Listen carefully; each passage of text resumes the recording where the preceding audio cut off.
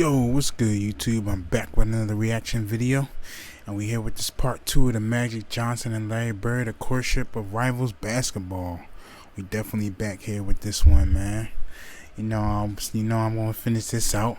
I know it's been a couple days, but we definitely got it going. But appreciate all love and support. Subscribe if you're new. Hit that like button and let's get it, man. I'll keep it short and sweet. So yeah, let's get straight into the video, man. Let's finish off where we was at. Got part two, man. Let's get it. Game 7 of the '84 series was one of CBS's highest-rated telecasts of the year, and the highest-rated game the NBA had ever produced. All of a sudden, whether it was at CBS or Madison Avenue, the sports writers around the country became phenomenal. What is happening here? The absolute foundation in this resurgence was the Celtics and the Lakers, Larry Bird and Magic Johnson. But Magic was in no mood to bask in the accomplishment. I took a media beating. Tragic Magic. This is why we say Larry Bird is better. It's probably the first time ever in my life I was depressed. And I didn't want people to see me. It was something I never dealt with in my life. That particular series, that championship series, redefined his whole career because he never stopped working after that. Magic was on a mission to prove to himself and the world that with the ball in his hands, he was still the one in control. And after his Lakers ran through the '85 season, he quickly got what he wanted: another shot at Bird and the Celtics. They won the East, we won the West. So it's like everybody just get ready, sit back, and let's enjoy it. But that smile belied the intensity of the clash that awaited. If I had a glass of water and any of those guys had been on fire, I would have drank the water and watched them. They called us, chokers and sissies. We didn't like that, and they thought less of us. I knew they did. In '85, we played them 4 times in exhibition season for some reason. I don't know why they scheduled that. By the 4th game, there was an all-out brawl. They call this one of the greatest rivalries in all of sport, the Celtics and the Lakers.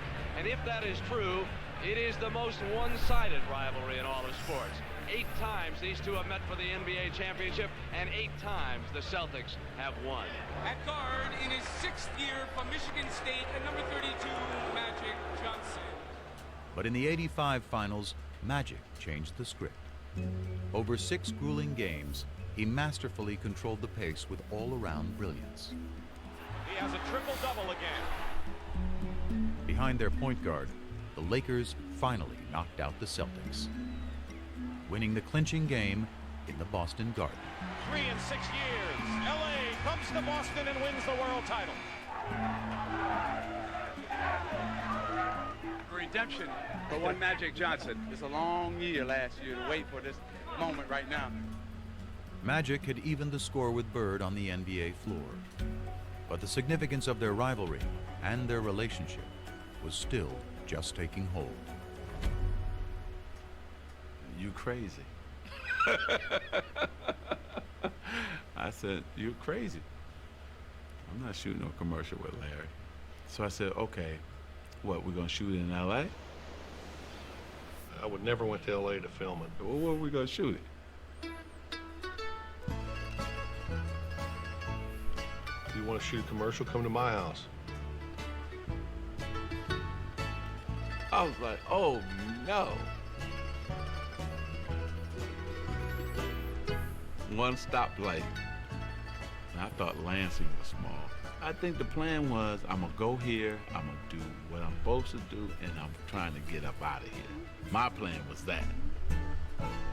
Even after Converse had convinced Magic and Bird to film a sneaker ad together in the summer of '85, a question remained.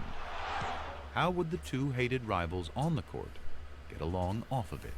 I don't know how he's gonna react. I don't know how I'm gonna react. We didn't even shake hands, so how are we gonna do a commercial together? The ad was to be filmed at the home Bird had built for his mom. It featured a full-length basketball court, the day's first location. So they say, okay, you're playing one-on-one, and I'm looking at Larry, and he's looking at me like, is this real? Are we playing? because you know this is Magic and Bird. I could just hear Larry, starting in on, well, you bring it to the basket, and I'm gonna send it 30 rows up. So the guy was like, no, not like that. A fun game. We were both like, oh, okay. Like, like you can see this relief coming over both of our faces. That brief détente led to the next stage, dialogue. We sat down next to each other. How was your summer? Oh, it's going good. How was yours? It's going great. He said, man, it's a nice spread you got. And he's asked me, is this where you play? I said, yeah, I play here if it's not windy. If it's raining or windy, I go to the gym. But this is where I do all my work. I see that tractor. You work on the tractor? I said, man, I work on this tractor every day. Larry Bird work on a tractor? He said, yeah. It's just them two walking and talking, and every once in a while they'd stop and one of them would say something, and then they'd start laughing. Then they said, okay, break, it's lunch break time. I was going to my trailer. He said, no, my mother has prepared lunch for us up at the house. We went up to the house and we sat down there and we talked, and my mom, my brothers thought the world of him. His mother was so nice, making sure I had enough to eat. I just saw my mother. It was crazy. He charmed her. You can see it. But that's Magic. He makes everybody feel welcome and warm, and he's a con man. And while Magic charmed Georgia Bird, it was someone else who intrigued her son. He met Irvin at lunch. Irvin is a good dude. I like Irvin a lot better than Magic. I was just so happy to finally be Irvin with him, because Magic was like, I don't know if I want to get to know this guy. But Irvin got a chance to talk about family, how he grew up. We just became two relaxed guys, just talking. That day was great. It was a great day. Beautiful day. Still, for Bird, ever the competitor, that's all it was. Just one day. Magic thinks the next year, okay, well now we're great friends, so, after the game, we're gonna go out, we're gonna have a beer, and Larry's like, no, you're right. I know you better, you're a good guy, but I still don't want anything to do with you. He's a happy-go-lucky guy. If me and him got to be really good friends, go out on the court, he could still play the same game I couldn't. And that's just the way it is. But when the ad hit the airwaves, for others, the perception changed. I saw those limousines going through the cornfields, and I said, no, they didn't sell themselves out. I heard Converse made a pair of Bird shoes for last year's MVP. Yep. But they made a pair of Magic shoes for this year's MVP. Okay, Magic, show me what you got. Oh, this is really a business thing. The Bird shoe, the Magic shoe. And maybe that's where the business thing started to get bigger and began to trump who they both really were. It polarized the whole idea of lunch bucket versus Hollywood, white versus black. Just cemented all the differences between them. Kids weren't wearing black gym shoes because they didn't want to be associated with the Larry Bird camp. You wore your white Converse. The basketball rivals had morphed into cultural warriors, and race, more than ever, had become an unavoidable part of the conversation. Yo! But nothing about Bird and Magic had ever been as simple as black and white. One of the big reasons this rivalry became so emblematic of so many things is because it was an easy dichotomy for people to understand. But it's crazy to simplify it as saying white people like Bird and black people like Magic because 13% of the country is black. It wasn't like 87% of basketball fans preferred the Celtics. Who's your favorite basketball player? Magic Johnson. Who's your favorite movie star? Eddie Murphy. Pina, all you ever talk about is nigga this and nigga that. And all your favorite people are so-called niggas. It's different. Magic, Eddie, Prince are not niggas. I mean, they're not black. I mean, let me explain myself. Has the N-word ever been used by a white person to describe Irvin? I doubt it. But as Magic enjoyed his image as a crossover star, it was Bird, the one-time great white hope, who had further emerged as the polarizing racial figure. Just want to speak on that. Just all y'all know, and some people know, some people that's new that don't know. Here on my channel, we ain't no racial. I love everybody. Ain't no black and white this or whatever. It's all love on my channel for all colors, all people. So I always like to, whenever something's like that on the channel, anything that comes on these documentaries or Larry Bird or Magic or anything, I just want to let y'all know that it ain't like that over here. You know, I love everybody. I don't care what color. You could be black, blue, orange, purple. I don't care, okay? It's all love over here with me. So just want to get that out the way. So if anybody here or anything think like, oh yeah, this, no, it's not. Nope, we ain't doing that over here. If y'all do that somewhere else, leave that over there. But over here, it ain't doing none of that. So yeah, I just want to get that out the way. In part to that era's increasingly conservative political climate. The rolling back institutionally of the achievements of the civil rights movement were going on apace from about 1975 on. But the triumph of the movement that rolled it back took place in the 1980s. And I think there was people who were very aware in the black community of what was going on. And I think there was a lot of sublimated frustration. And I think one of the ways it got sublimated was into basketball. And I think Larry, through no fault of his own, was the receptacle within which the lingering resentments somehow floated. And after Bird led the Celtics to the championship in 1986, his third in the pros, winning his third straight MVP award in the process, the resentment grew.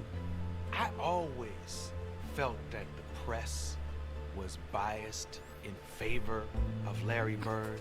It always felt to me like they were gonna make Larry the hero. You know, you'd see somebody score and Larry would be in a cast in a suit on the bench, and they'd say, Larry Bird made that possible a couple weeks ago when he told that guy he could do it, and he just did it. And they gonna get his motherfucker the assist, and he not in the game? Not to be racist, but we have a white guy who's the best in the world. It's predominantly a black sport now. Man, Larry Bird is good. I don't want to hear none of that. I understand what goes on. I understand all of that. But for me, man, if you could play ball, like I always say, if you could ball, you can ball, bro. If you could ball, you could ball. It don't matter. You could be black, purple, orange, yellow, green, red. If you could ball, you could ball, bro. Like, come on. And you got a guy like Larry Bird who can't run, who can't jump, but can do everything out there. It don't mean nothing to me. It don't mean anything to me. It never has. I don't know why. I mean, am I doing something wrong here? Bird may have sought to avoid the conversation entirely. But the more he won, the less he could escape it. Now there's a steal by Bird. Underneath the DJ, lays it in. What a play by Bird. In 1987, after Boston beat the Detroit Pistons to advance to the finals for the fourth straight year, Pistons rookie Dennis Rodman called Bird overrated because he was white. His teammate Isaiah Thomas then chimed in with some thoughts of his own. I think Larry is a very, very good basketball player. I think he's an exceptional talent. But I'd have to agree with Rodman. If he was black, he'd be just another good guy.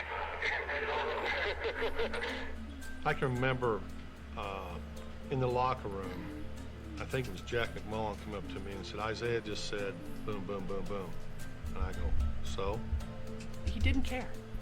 He didn't care. Everybody else around him cared very deeply in the days and weeks as it turned out ahead. I mean, the media made it out like it was something. But it didn't matter to me what Isaiah or Dennis Rodman said. And it still don't. It has no bearing on what I do in my life. He doesn't see race. He really doesn't. And he could have. This guy grew up poor, white, in southern Indiana. Southern Indiana, the home, by the way, of the modern Ku Klux Klan.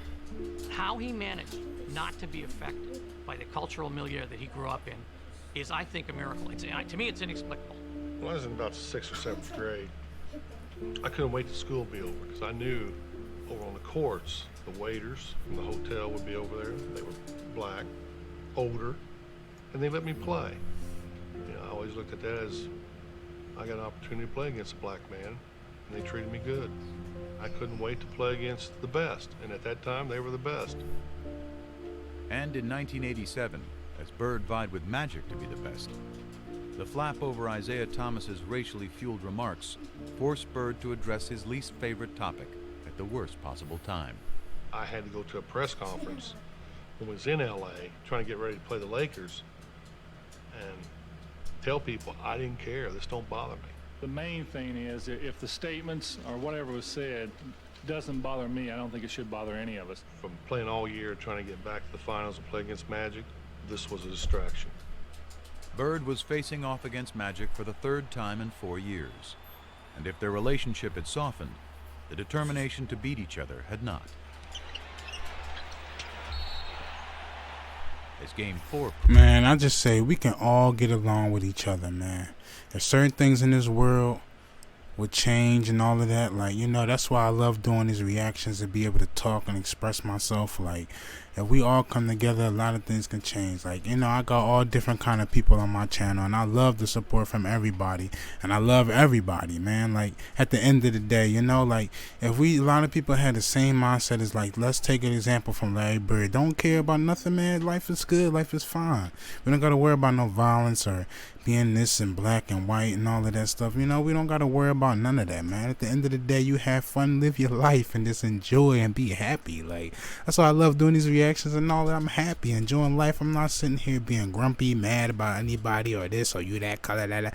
Like, why? For what? You know, at the end of the day, we really come down to it. It's yourself and you at the end of the day, you know?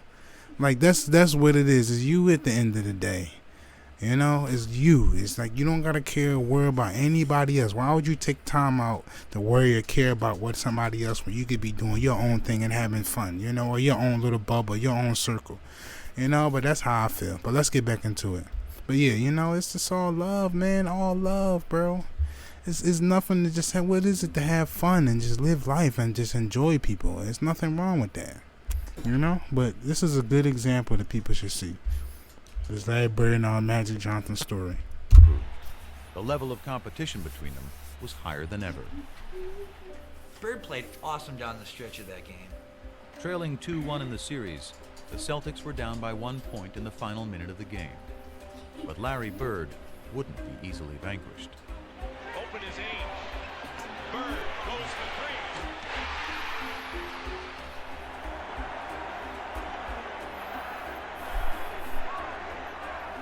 With 7 seconds left, though, the Lakers still had life. 3 years earlier in the '84 finals, Magic had flubbed a similar situation. But this was a different Magic, one with a whole new bag of tricks.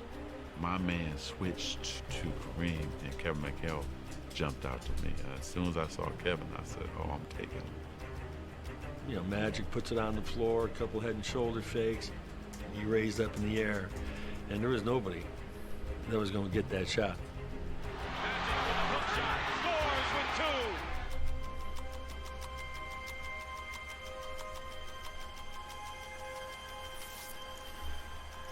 I remember after they called timeout thinking, there's still a shot here. Celtics may still win this game. Well, they set up a great play. Bird walked Worthy all the way up, forced the denial all the way up. We've done it before.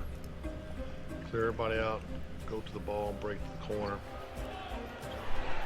He caught it here, and as he caught it, all he had to do was turn. He just turned, and he just let this thing go. Bird fires it. Got a wide open look, couldn't believe it. And I'm standing right there, it is straight as an arrow. Dead on. And the Lakers have won. We're lucky, because it was right on line. He looked at me like, how did you ever leave me that wide open? You gotta be kidding me.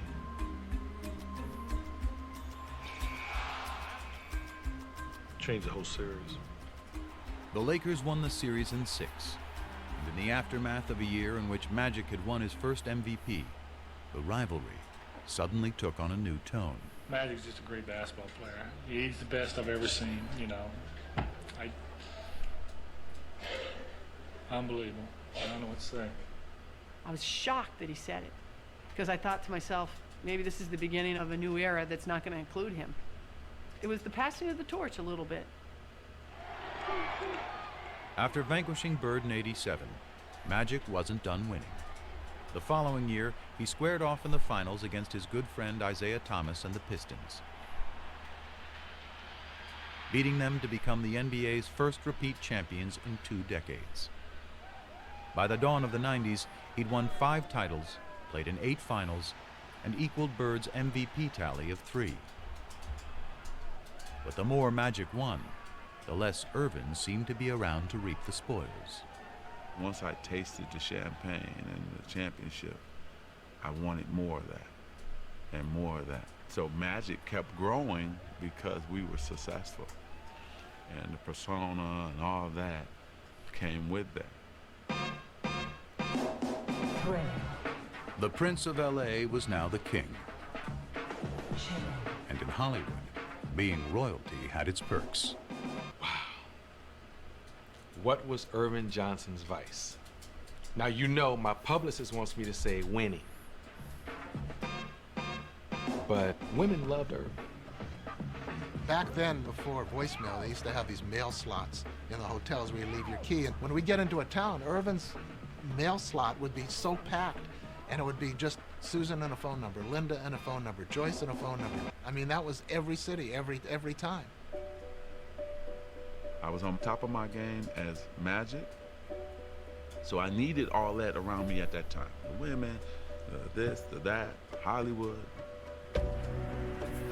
Yeah, I just want to say you gotta be careful, man. No disrespect to anybody, anything. If you're doing your thing, you like a lot of women, just be careful. Now, just, you know, you can just be careful, man. It's just a good example of Magic Johnson. You just got slow it down, fellas. Women too, though, but slow it down, fellas. Just a little bit, man. You know, gotta slow it down sometime. Magic was living in a context of sybaritic excess from the minute he walked in the door, and he developed a sweet tooth. Sex with several women. No disrespect to the ladies. I love y'all so much. I love y'all. I love y'all, love y'all, love y'all. At the same time. Yeah. Like I said, women have different fantasies. Some want to be with 2 or 3 at a time. You know, one time I had 6 at one time. That's just... I really do believe he looks upon Magic Johnson as a movie character he played. I think Irvin got overwhelmed in LA by what it meant to be a star.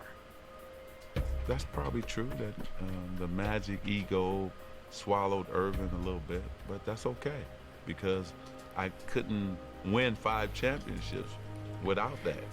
Through all of this haze of women and money and fame and fortune, he still kept basketball at #1. He never seemed to lose that focus.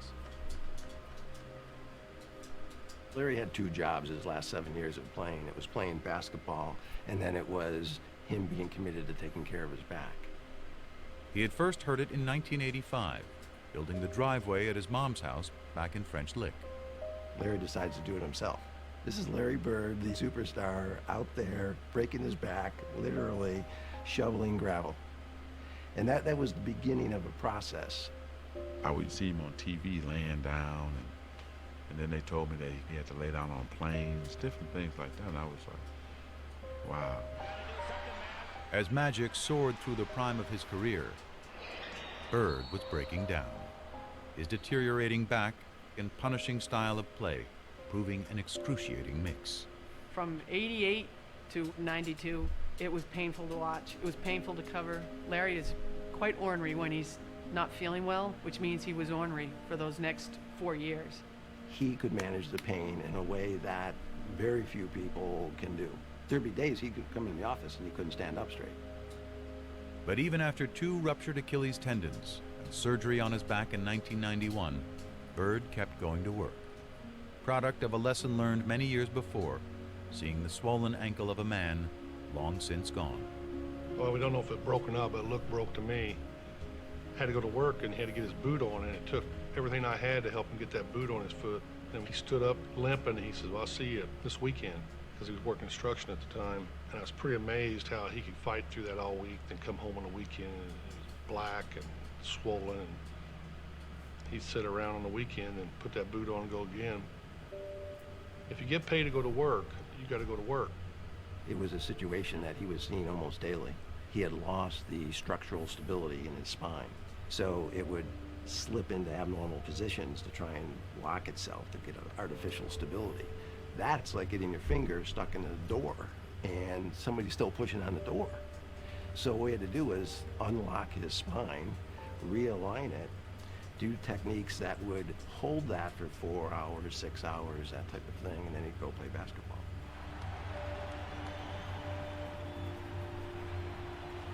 Every time I would play, I was wondering if I was going to be in a wheelchair. Was I ever going to be able to, you know, walk on the beach or hold my kids?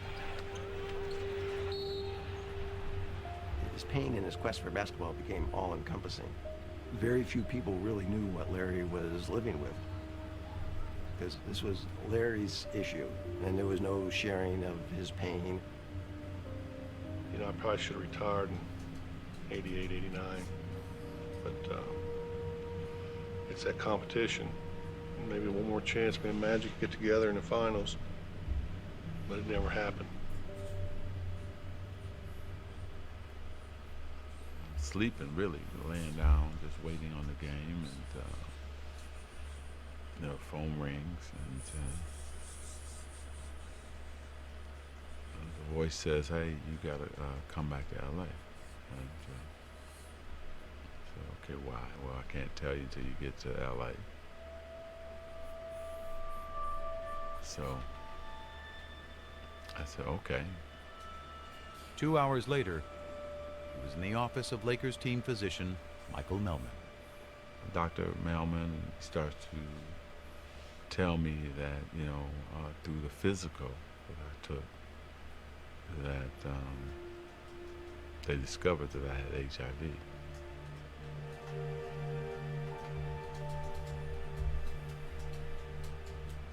First time ever in my life. I'm such a control freak, right? Do things the right way. I'm out of control. Oh, it was everything. How is it possible? What happened? How did it happen to me? And my mind is racing, you know, and then you're just devastated. Further complicating. Gotta slow it down, fellas. Women too, but mainly fellas. We gotta slow it down, y'all. You gotta chill. We understand, but just chill. You know, relax. Just chill. Chill. Things. Magic had gotten married just 2 months earlier, and he feared the worst for his new bride, Cookie, who was pregnant with their first child. I don't know what's going to happen with my wife and my baby. I don't know what's going to happen to me.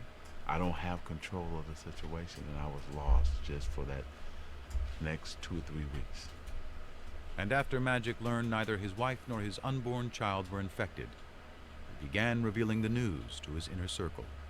The phone rang, and it was Magic's agent, Lon Rosen. And he said, "Irvin's looking for you, call him." And I said, "I'll call him when I get to Paramount." And he says, "Call him now." I said, "Lon, I'll call him when I get to Paramount. I'll be there in 20 minutes. And he said, "You gotta call him now. Irvin's HIV positive." I remember I was sitting on the bed. I remember standing up at that point. And I said, "How is that possible?" I'm thinking Irvin's gonna get skinny and die. I mean, literally, that's what I thought. Irvin's gonna get skinny and die. The first person I thought of was Larry. I wonder what Larry thinks. The day that I heard about Magic, it just sort of changed my love for basketball. It shook me up. You know, you get that feeling, probably the same type of feeling I had when my father died. He wants to understand why, you know, how can I talk to him? I need to speak to him. It was just really important for Larry to talk to him. You know, it's sort of, I don't know. I wanted to hear it from him. Probably didn't believe it. Calls me, but we're talking. You know, it's just, how you doing? I heard about it, and you can almost hear both of us with some tears in our eyes, and I'm choked up because he did call me. And, you know,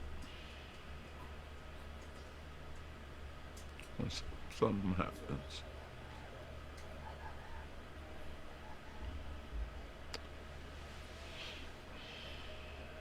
to you.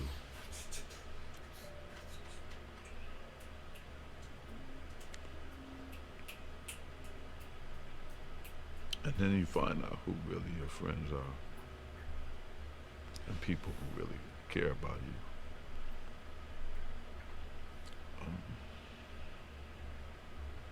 You figure all those battles, all those things we had to go through as warriors, as competitors, and as men. And here this man says, hey, you know what, man, you're okay. And so that was the greatest moment for me too, you know, to have him check on me and to make sure I was okay. First of all, let me say good after late afternoon. Because of the HIV virus that I have attained, I will have to retire from the Lakers today. It's the only press conference I've ever been in where I've seen reporters cry. I mean, we thought this guy was in total denial. I plan on going on, living for a long time, bugging you guys like I've always have. We thought this smile was going to be wiped off his face forever, and he was going to die, but we're going to watch him die in public. I just remember in the room, he was joking, and I'm sitting there looking at him crying, and he's like, Coop, man, I'm going to be okay. I'm going to be okay. It's going to be all right. I am going to go on, I'm going to beat it, and I'm going to have fun. Sure, come on. You're going to beat this? And to him, it was a contest. Larry Bird and Magic Johnson, AIDS and Magic Johnson, it's same thing. It's just a different game, different rules, but I'm still going to win. He wasn't planning on going nowhere. Urban was planning that day to find the right medicine, to eat right, get rest, and live forever. That's what he was planning. Thank you again, and I'll see you soon. But as Magic put up a positive public face, his nemesis, still out of sorts, shed the mask he had hidden behind for years. He was visibly like, wow, how could that happen? You know, it really set him back. Probably the two toughest days I've had since my father passed away. I've been very depressed and sort of been out of it. I listened to him talk in this press conference about how devastated he was. And I remember thinking to myself, you know, goddamn, Larry found Irvin. You know, just out of the blue, something like that happening. It's just, I've never had, other than one other instance, and I was hoping I'd never see that again, because I remember how I felt weeks after that. And yesterday was just a sad day. And at his game that night, Bird was forced to confront pain he couldn't so easily play through. Didn't want to be there that night. First time ever. And really last. I remember we played in Atlanta. Had no feel for the game, you know. This wasn't a good time to be out there. Never had that before. That night he threw a pass. I'll never forget, he threw a half-court pass behind his back for a layup. And if you blurred your eyes, you squinted your eyes, it looked like magic. And that was Larry saying goodbye. You know, I mean, this competition thing is amazing. What it does to you. What you put your body through and what you do and what you say and how you feel. And knowing that he's not there wouldn't feel right. I think it's all them years that, you know, what's he doing? What if he's practicing this hard? I bet he shot 500 shots a day and I didn't get 500 in. It's always that mind games. Bird played through the 91-92 season, his last in the NBA, but a part of him was already gone. I didn't check the papers anymore, you know, it didn't matter. I still wanted to compete, you know, but it wasn't the same. It really wasn't.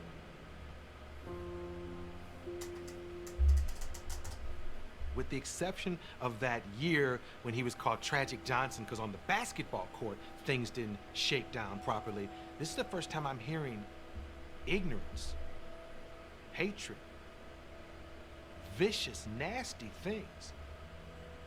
There was some of my former teammates who had their own little things that they were talking about. And why this happened to me. You know anybody else that's heterosexual that got it? Come on, man. You in denial. I've been called gay, faggot, urban's lover. I've been called all that shit. Lon Rosen got a call from Isaiah Thomas asking, you know, I keep hearing Magic's gay. And Lon said, well, for crying out loud, you know better than anybody he isn't. You're one of his best friends. And he said, well, we don't know what's going on in Hollywood. And the fact that Isaiah was questioning why he got this, I think it was really, really hurtful to him. He used to say, you know, I don't want people to stop shaking my hand and giving me my hugs. He loves to be loved. And that's what bothered him the most, that people would change in relationship to him.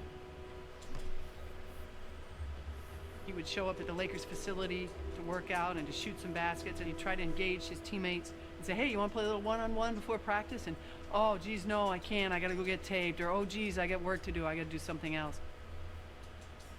The worst thing of all of this, that I couldn't play basketball. I don't even think dealing with HIV, it was that I couldn't play. The game, the surroundings was his whole world. That's his personality. When you take that away, you know, you're hurting. I knew he was hurting in a big way. The only sex is safe sex, and that's no sex. As basketball went on without him, Magic performed ably in his new role as HIV educator and spokesman. I'm helping every way that I can. But he still pined for the arena, which had made him a star. So when he was invited to play in the 1992 NBA All-Star game, he jumped at the chance, promptly stealing the show and winning MVP honors. But that was just a warm-up. For the encore, Magic had up his sleeve.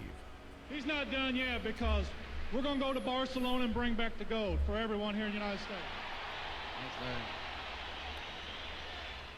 For the first time ever, NBA players would be competing in the Olympics. And Magic, armed with a message, was not about to miss the show. It would have proved to people that you were not going to get the disease playing against me. And then also for me too, personally, you know, it was therapy. It was a way to say, man, yeah, you get to do this one more time. There was also one other perk. I think playing with Larry was very important. That's something they talked about. I mean, he was going to be on the Dream Team. He was going to be with Michael. He was going to be with Barkley. But he was going to play with Larry. Magic kept saying to him, I just want to get you out on that court one more time. Let's just have one more sequence like we had all the way back in 1978. But it was interesting that with Magic being the one that was HIV positive, he felt great. He was in the best shape of his life. He had worked so hard to make sure he didn't go there as a token player. And here was Larry, who couldn't even practice, who could barely move. But you know what? Didn't matter. We were still together. You know, didn't matter. Hold me close and hold me fast. The Magic's bell you kiss. This is La Vie en Rose. When you kiss me. And when he got his opportunities, he switched a few. I see La Vie en Rose. And who's taking the last shot with the game on the line? When I got my opportunity, I still was Magic.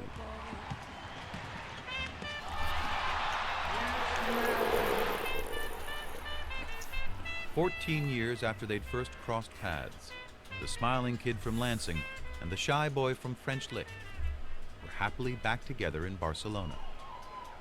But it took just one glance outside their hotel's front door each morning for them to see that as far as they had come, they were as far apart as ever. The only way you walk out that door if you wanted attention. But I asked this guy, I go, how can you get around this? There's got to be a way. And lo and behold, there was a side door. You can go wherever you want. I was going to tell him about it, but seeing that smile on his face, the closer you got to that front door, come on. He didn't want no side door, you know Urban. go right in the middle of them. Turn the long way, sweetheart. There you go. I'm going out the front because that's who I am. I don't go out the back. I don't go out the side. That's not me.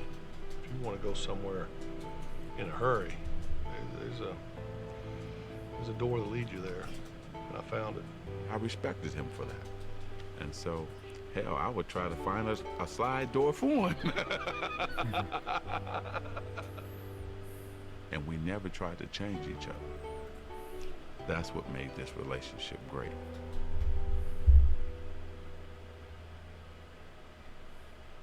One of my pet peeves always is when people say, oh, Michael Jordan saved the NBA. Bullshit.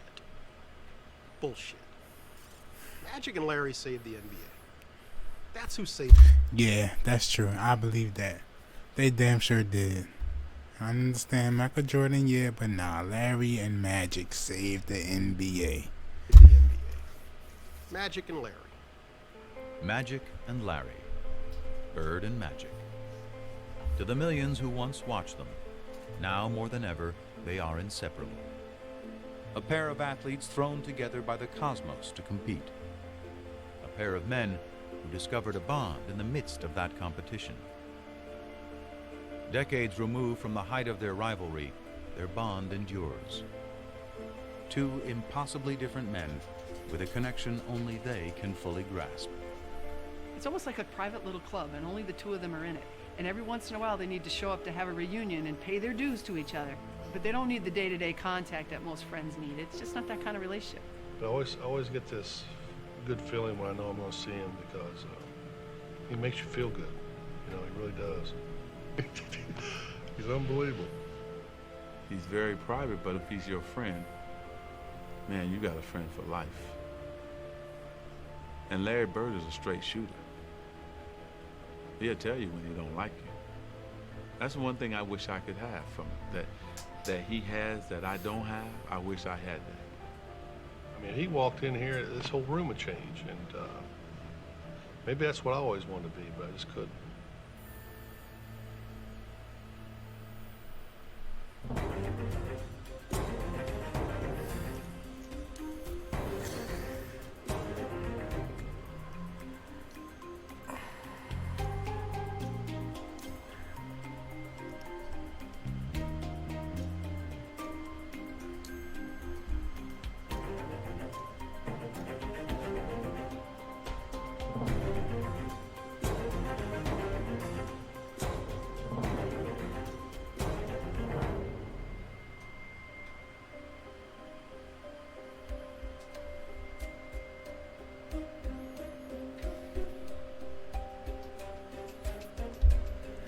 Y'all, we gonna end this, stop it right there. That was good, man. I just got a little emotional, right? That's all, but I'm good. That was deep, man. That was real good and deep. Damn, that was good, man. That was damn sure good, yo. Yeah, but yeah, man, we finished it out, y'all. This definitely was good. I learned a lot about Larry Bird, especially, Magic too, and just them being friends, and just like, like, it's just everything, man. This drum was definitely really good, really good, man. But yeah, I mean, leave your comments down below, man. This is definitely a deep documentary. It definitely got some more stuff coming. Definitely got some full games coming, but this was deep, man. I was kind of holding in my emotions. I let some of it out, but I was holding it in, but it's just deep, man. And I just feel for both of them. I just feel everything, man. Certain things in my life also too, so it's just like I understand certain things, but I definitely learned a lot. And I definitely appreciate all the little support y'all been showing me. And excuse me if you hear my son in the background, but yeah, man, I definitely appreciate all the support, and let's keep going, man. Let's keep grinding it out. But this is definitely good. This is definitely deep, man. This is good. But let me know what y'all, leave your comments down below. Subscribe if you're new. Hit that like button. And yeah, man, we finished part 1 and part 2 of this, man. This is definitely deep, man. That's really hit my heart too, man. But yeah, I'm out of this joint. I love y'all. On to the next video. Peace. That was damn sure good, man. Wow.